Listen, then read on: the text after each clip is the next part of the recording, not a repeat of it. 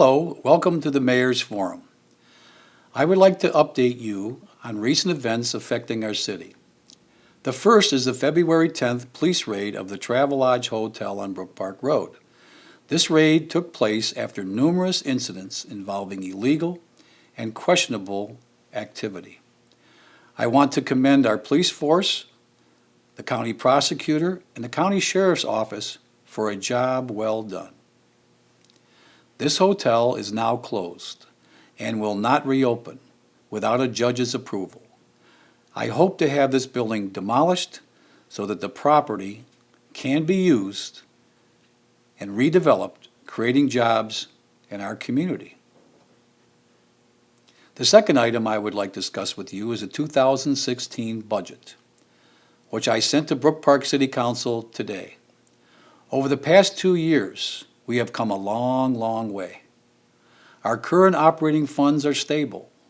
Our reserve funds are being restored. This is the result of some very difficult decisions and many operating changes over the past 2 years. But we are not out of the woods just yet. Our capital funds necessary to make major repairs to our roads, sewers, and buildings are grossly insufficient. The 2016 capital budget will provide improvements to 4 city streets. Snow Road, the resurfacing will cost $785,000. Michael Drive reconstruction from Snow to Hummel will cost an additional $450,000. The Brookdale Street reconstruction and the water line improvements will cost another $1.2 million. And the reconstruction and minimal widening of Fry Road from Holland to Snow will cost $1.5 million. The city will fund these improvements in cash.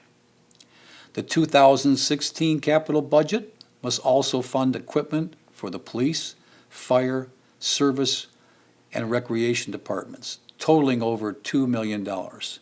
These are annual, ongoing needs for the various departments of our city. Our capital funds, however, are insufficient to pay for these necessary improvements.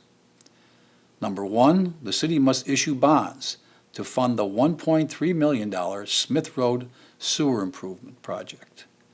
An additional $3 million in bond funds will be required to fund the much-needed improvements to our Brook Park Recreation Center. Next, last week, you may have received some automatic telephone calls paid for by the Friends of Tom Troyer Committee. These calls alarm city residents with false statements about a judge's decision. We have in fact filed an appeal. However, the appeal has nothing to do with opening or maintaining Fire Station Number 2, which was reopened last February and will continue to remain open. The appeal addresses minimum manning and staffing levels in the fire department. The appeal also addresses conflicts with our city charter that must be resolved. The appeal does not seek damages or penalties from the defendants. It does not require the defendants to defend the action. It only asks the court to construe the city charter in light of the conflict with city ordinance. My efforts to resolve the conflict between the charter and the ordinance are not punitive, nor are they political. I am simply trying to do my job to the best of my ability. While I am not privy to the legal counsel given to the defendants, I do know that the defendant's law firm is the same firm that represents the Brook Park Firefighters Union and the Northern Ohio Firefighters Association. I do not believe this is a coincidence. Finally, I find it necessary to address the trials and tribulations of Councilman Julie McCormick. Recently, Channel 19 News and the Cleveland Plain Dealer reported on various issues concerning newly elected councilwoman Julie McCormick, her delinquent property tax liabilities must be reconciled with Cuyahoga County. However, her city income tax responsibilities must be resolved by the City of Brook Park.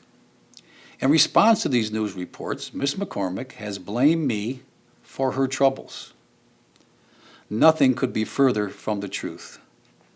Every citizen of Brook Park with taxable income must file a tax return with the City of Brook Park Tax Department. There are no exceptions. When a citizen fails to file, they receive multiple notifications from the tax commissioner to provide the necessary information to the tax department. When a citizen fails to respond to these multiple notices, the taxpayer is summoned by the tax commissioner to appear before the city's mediator to try to reconcile any outstanding issues. If a taxpayer fails to respond to the mediation request, they then are summoned to appear in Brook Park Mayor's Court. This applies to every citizen without exception. Mrs. McCormick has been afforded every courtesy and consideration to resolve her outstanding tax issues. To date, she has failed to do so. Her claims that I am attempting to censor her are ludicrous. She is free to voice her opinions, as I am to respond. It is my sincere hope that she reconciles her outstanding tax obligations as soon as possible so that we may all focus on the business of our city. In conclusion, I will continue evaluating the needs of our city.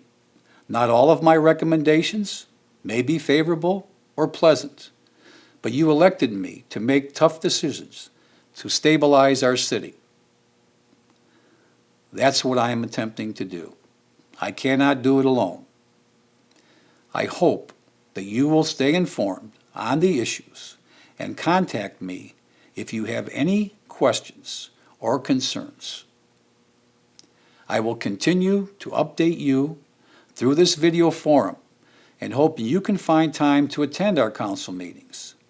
If you are unable to attend, they can be viewed on the city's website. Thank you, and God bless you.